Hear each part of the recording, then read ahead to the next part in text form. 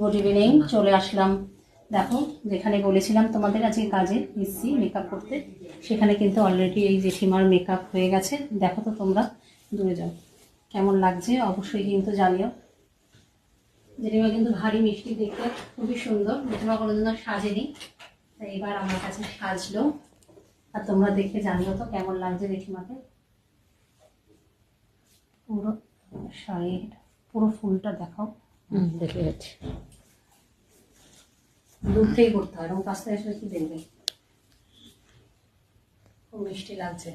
তোমরা দেখে বলো কেমন লাগছে। আর এদিকে আরেকজনের হেয়ারস্টাইল চলছে, এখনো দুজন ক্লায়েন্ট ওখানে বসে অপেক্ষা করছে।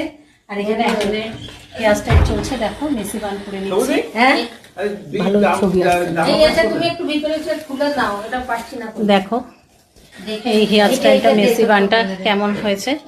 আর শাড়ি ড্রাপিং করা হয়ে গেছে, পরে তোমাদের সামনে আসবো, এখন ওর মেকআপ হয়নি।